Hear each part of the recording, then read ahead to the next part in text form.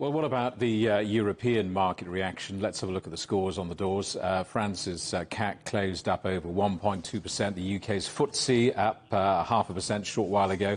Germany's DAX closed at just under 2% up. Well, let's talk to the distinguished international economist, Vicky Pryce. Vicky, for those of us who struggle with economics, help us here. Let's get this right. Wholesale gas prices have fallen. Global supply chain disruption appears to have calmed down. And yet the central banks are still saying inflation has probably peaked. So why more rate hikes? It's a very interesting question, and you're right to be asking it, because obviously if you're entering a recessionary period, and I've just been listening to what you heard from the US and also, of course, what is going on in Europe, and also here, of course, in the UK, if you look at the latest Bank of England forecasts, then what you do normally, you try and stimulate the economy by reducing your interest rates.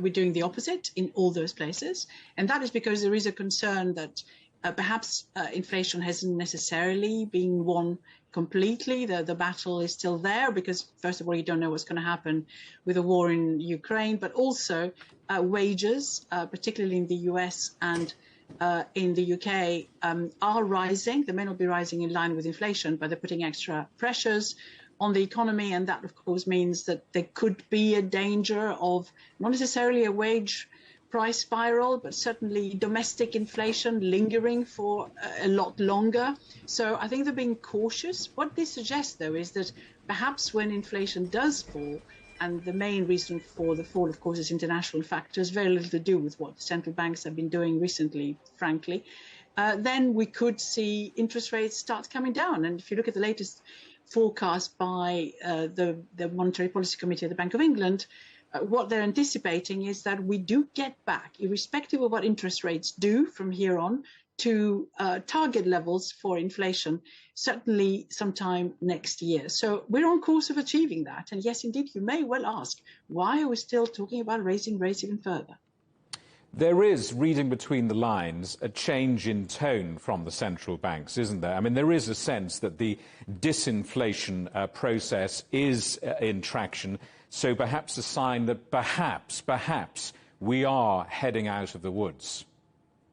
Yes, and I think we probably are, as I said, barring any sort of terrible happenings in Ukraine. But yes, it's a very simple arithmetical calculation that one needs to make.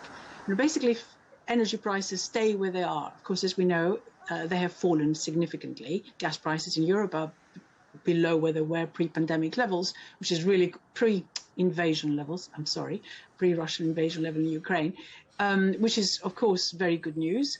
But even if they just stayed where they are at present, and if they stayed where they were even before the fall, then within a year, within a few months, if you're comparing year on year, you would have very low inflation, at least very low energy inflation. And that, of course, being so important in terms of the overall index, you would have had the overall inflation coming down significantly. But there are some issues there. And some of those have to do with all the extra costs that businesses have had to bear. If you look at food, for example, international food prices have been falling for the last 9 months, I think, consecutive months. But we don't see that yet at the shops because there have been all these built-in costs that are finally being charged onto the consumer. So that's basically why in the UK, retail food inflation is so high. When all those things start getting off the sort of year-on-year measure, then you could see those prices come down too, but they will take a little bit longer. Vicky, good to see you. Thank you very much indeed for coming on the programme. The economist Vicky Pryce in London.